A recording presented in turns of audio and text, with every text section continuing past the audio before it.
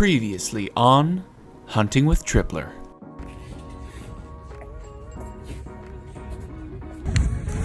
The wagon has been championed today. So here is exactly what happened. And I suppose the moment you've all really been waiting for is the big bulk purchase. And you know who turned me onto this is Phoenix Resale. What is happening, folks? Welcome to Hunting with Tripler. And this week, no stories about being threatened, but what you will get are 3 reselling stories about making big profits. Stick around. I collect so many things. Would you like to share this journey with me? I will show you the prizes I got today. So come along with me, come on and join in the chase, yeah!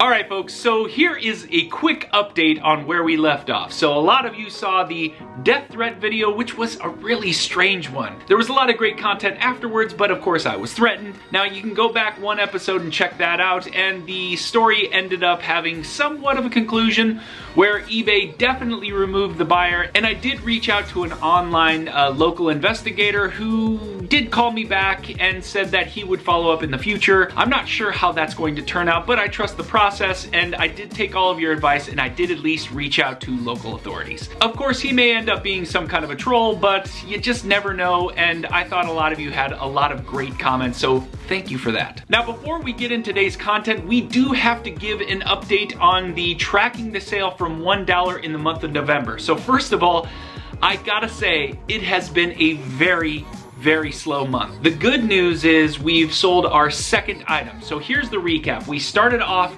with this Adobe Photoshop, I think it was Photoshop 9, and we sold that for a pretty decent profit. And then with the proceeds of that, I went to Goodwill and I bought a really awesome Titleist golf bag.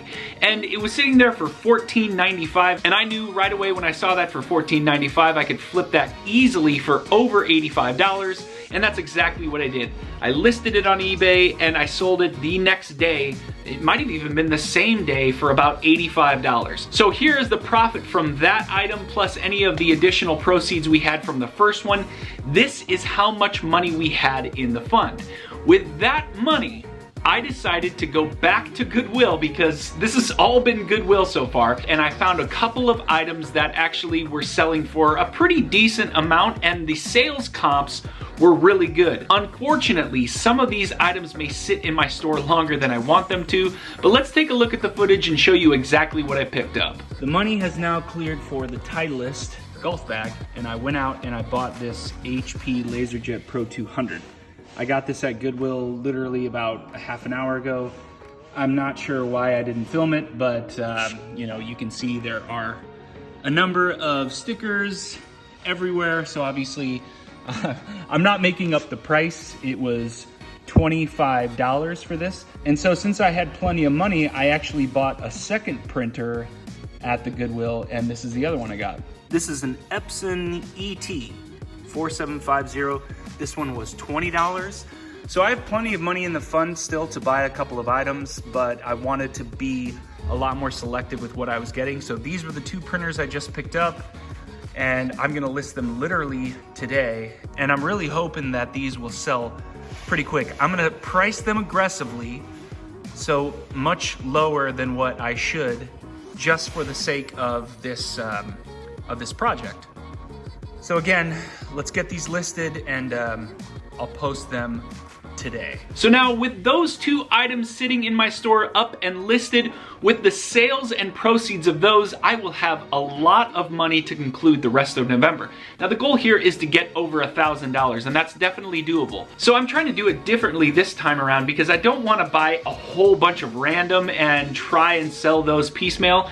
It did have good success, but in this instance, what I'd rather do is have just big sales items that I can flip hopefully really quick. Then again, they just may sit in my store for a long time. But anyway, that's the update. We have 2 really great items sitting in the store right now. I have a washer on one of them, and I'm hoping to flip them sometime this week. So in today's episode though, I have 3 reselling stories I wanted to share with you guys. It's definitely worth showing to you guys because I was told how to do some of these things by other people, and I want to share that knowledge knowledge with you. So the first story is a continuation of a pickup I had from a thrift store a long time ago. It's the train story. I picked up a huge set of trains at a thrift store. The second story is about NES consoles, where a YouTuber gave me advice last January to prepare for this December, and I took his advice. The third story is about a bicycle. And right now, with bicycles being in short supply, these are definitely an item that you should be looking out for, especially if they are the right brand. So check out these 3 stories, great profits from all of them, and I hope that you guys learn a thing or two and it helps out your reselling business. Check it out. Hey, so some of you guys probably saw at the end of July, if you saw this episode, I picked up a huge lot of train sets for 40 bucks at a thrift store that was sitting on the dock. I was going in to just kind of look, and I saw a whole bunch of train stuff on the dock. They sold the whole lot to me for 40 bucks. Well, I'm flipping it for a huge amount of stuff. I'm going with $420 cash. I'm doing some video game inventory, 300 DVDs, 700 CDs, and some DJ equipment. All of that for this entire train lot. And it's stuff that I have a lot more experience with. Plus, with trains, there's a lot of time invested in looking each item up, and then packaging, shipping. It's a lot, and plus a lot of these items can sit in your store for a long time. So gonna make this trade. The exchanges have been a little bit unique, not weird, but unique. So I'm excited to kind of meet the person, but we'll take a look at everything we got from that deal. But boy, what a huge win on this one, especially just the cash alone. That's 1,000% markup. Really sweet. Nice to meet you. I'm Nick. Okay, refill you got it. All right, cool. Thank you. So you were a DJ? Oh yeah. Yeah, we're gonna be trading a lot of boxes. Yeah, you get a lot of stuff, I get a lot of stuff.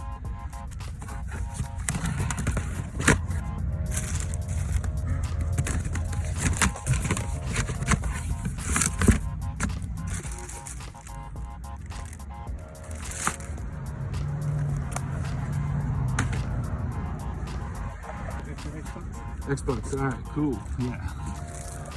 And do you know if it works? It works perfect. Works perfect, all right.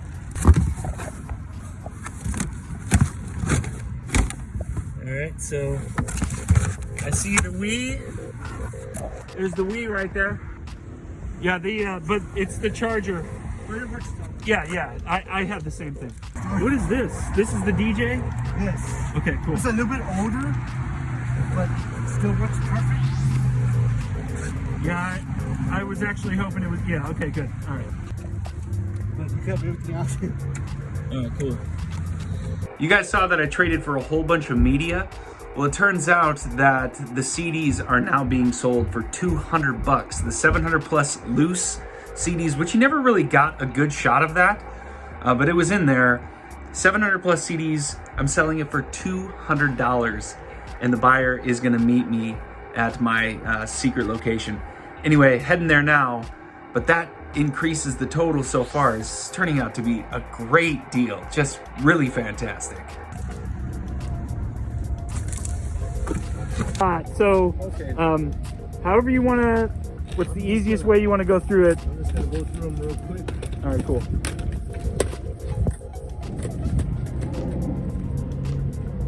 So let's recap the value of this deal as of right now, and you guys can get a better sense of why I did what I did from the beginning of this deal. I certainly wasn't expecting for it to turn out like this.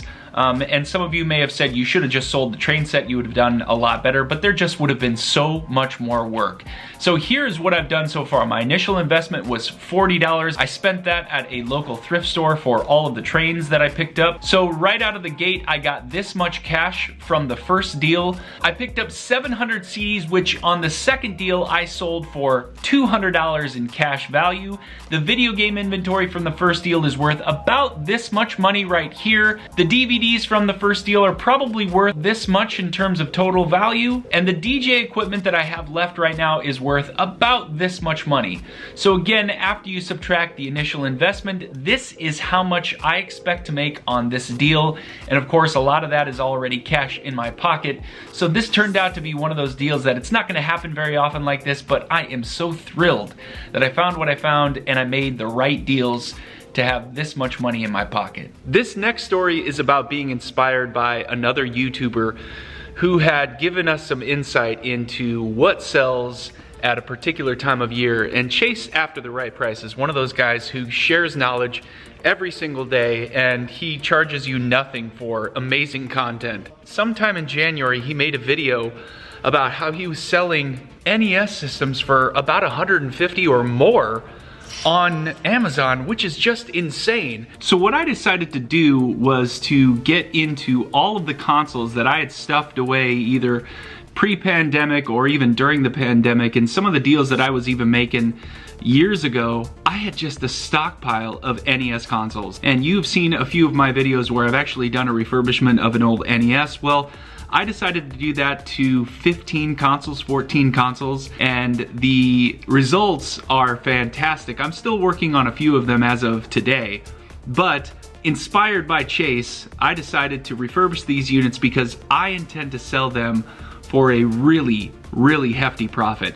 So take advice from some YouTubers because sometimes they do know what they're talking about. I don't always claim to know a lot, because this is definitely one of those stories where taking advice from somebody who knows a lot and who has experience definitely pays off. 1, 2, 3, 4, 5 NES consoles. I have now done the retro bright to all of the tops, and they look really good. I've washed them down, and that's the worst of all of them. I mean, it's light years better than what it was, and I would say that I'm extremely pleased with the overall results, considering that the makeshift little setup I have over there is kind of a joke.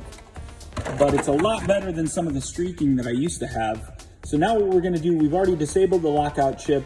I bought these new 72 pin connectors. They're actually not new. They're the originals that have been refurbished, and I prefer to use originals than to buy replacements that are new, just because sometimes there's a lot of issues with the new ones. And it's about the same price. I think you pay just a little bit more. So my goal with all 5 of these is to make probably $75 in profit on each unit. And that's really good considering how much time I've put into this. I'd be very happy with those results. So I'm gonna put them back together, show you what they look like, show you the bundles, and yeah, let's get these listed because it's this time every year people want to buy an NES for nostalgia purposes. All right, so you guys are gonna see how quickly I can remove the lockout chip and apply a new 72 pin connector. And the clock has just started, and I'm just gonna show you how quickly I'm able to do this. So for any of you who are wondering, you know, why I have so many consoles and all of this extra time, it's just not a lot of time.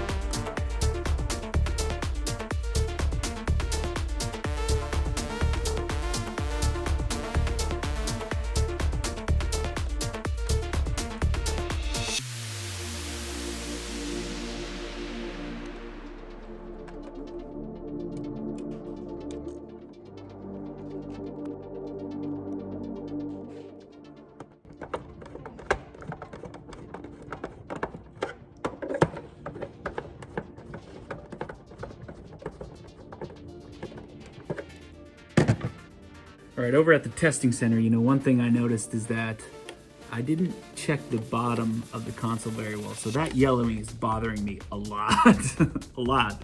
I've got the NES Advantage. In fact, I've got 3 of them for the bundles that I'm selling.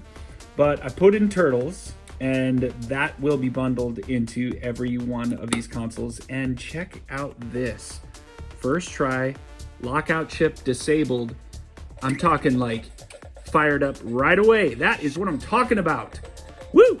So that went so well that I went over to a bin where I had consoles that I hadn't even touched, even looked at in years. Here, let me turn this around. So I had 6 NESs in here. I've got another one here and another one sitting right here. I'm taking them all and I'm gonna refurbish all of them because this was, I mean, it was just too good to pass up. So they're going over right now to get retro brighted. Well, you know what? There's another one right there. Oh my goodness. All right, I've got 9 more to add to the pile. So this is what I pulled out, and I'm going to clean them up as best as I can. There's a couple here that are in such bad shape that, like, this one in particular is so bad. So I'm not sure if I can salvage it for parts, clean it up enough that it would still look good, but I'm so excited to have been successful with that other one that it's time to get these ready. All right, guys, so this is what the bundles are looking like here. So I have 10 that are completed in this box here. So the 10 that have been completely refurbished, lockout chip disabled, the new 72-pin connector, which is actually just a refurbished original, and then the retro bright done to them. You know, this is really the worst of it, where you see just a small ding on the corner, but the color looks really good. And inside of here, I've got an AV cord, an original, an OEM AC cable, and then 1 controller. So in terms of adding to the bundle, you can add an additional controller for 10. I've got some NES advantages. I've got 4 of them in here, so I've included 4 quantities. So those are $24. So I've got a pretty fair amount of like below $10 valued games in this in these 2 bins here. So I'll grab 4 games, and then that's all bundled together, and I'll show you what those listings look like. So right here is 10. I've got 3 more over here on the table that I still have got to remove the lockout chip, and then I've got to apply a new 72-pin connector, and then the 14th is over there in the tank right now being retro brighted, if that's not the correct term. Did pick up a couple more NES consoles, and I've got 3 more on the way in hopes that all of this is going to turn out to be very successful. So let me show you what the listings look like and give you a sense of what people are seeing when they go onto my eBay store and they see an NES console listed. So here is what the listing looks like on eBay. I've got 5 or 6 different pictures here. I'll give you a close-up, and the picture looks really nice. Good lighting behind it. Here's a close-up of the controller, and 4 games. You don't get to see any of the actual games, but that's because they're random. And you can get a sense when you look at some of the photos that it's not perfect, and that's on purpose. I don't want anyone to get the impression that this is a perfect listing. So there are some slight imperfections here and there. If you click on the base package, it's $155. So that's what it costs to get what you see in the photo there. But you can add to your cart an NES Advantage for an additional $25. And if you want to add a second controller, that's another $10. So you can really increase the total value of what you're getting here, but I really thought the listing turned out great. So when I look at the total number of consoles that I've refurbished, and I try and put an average price per unit, surprisingly, the console only came with the OEM AC adapter probably 30 or 40% of the time. So I always had to go out and buy those, and those actually cost me about 15 bucks a piece. And I was not willing to buy an aftermarket one just because I wanted people to actually get the OEM experience. So when I put the cost of the AC adapter in there, I put the average cost of what I was paying for the consoles themselves, and if you add in what I was paying, 2 years ago with what I was paying for them recently, I was probably averaging per unit with the controller, with the AV cable, with the AC adapter, the console itself, and the 4 games. I'm probably guessing I'm in maybe around 40 bucks total, and it might be slightly higher than that, but there's definitely some that are going to be a lot lower than that, so I'm just going to average them out to be about $40 in total cost. In the end, if I sell every single one that I have listed, which is 14 items, plus 4 NES Advantage controllers, plus 10 more secondary original controllers, this much, which is basically my investment into it, and my total profit in the end should be about this much. And that, my friends, is exactly why I listened to Chase After the Right Price and took it to heart, because that's the kind of return you want in your reselling business. So guys, this next story is a really good one about finding something you don't find very often at a thrift store, and a lot of people don't know enough about bicycles to have known the value of this particular bike that I picked up. And the only reason I know anything about this particular bike is that I actually have a road bike that's Specialized. And Specialized is actually a pretty good brand, and some of their products are actually really good. So it's not just for the beginner or the intermediate rider, it's also for the advanced as well. So again, the only reason I know anything about this bike is because I have one, and seeing it at a thrift store, you have to say to yourself, what are you doing here? It's definitely an older model, but not so old that it didn't have some of the shocks on it, and that made me a little bit more excited. So my thought process was, I looked at the bike, the brakes were seized up, and I thought, well, the only way I'm really gonna be able to get any value out of this is if I take it to a bike shop. For $40, if I was stuck with that bike, I could have sold it exactly as it was and made a really nice profit on it. But I wanted to maximize my profit on this one, so I did take it to the bike shop. We dropped it off. This story is about the refurbishment of this bike and then listing it for a lot of money. Check this out. I got that thing, Specialized, for $37 at the thrift store. What? I'm taking it to the shop right now. Let's get it fixed.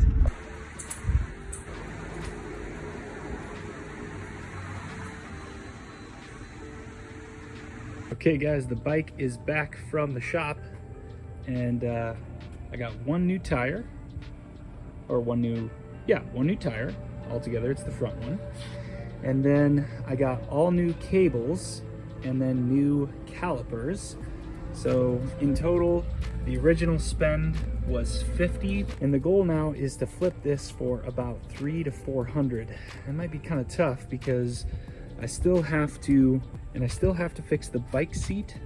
I've got to get some new grips because, you know, that's not what you want to see.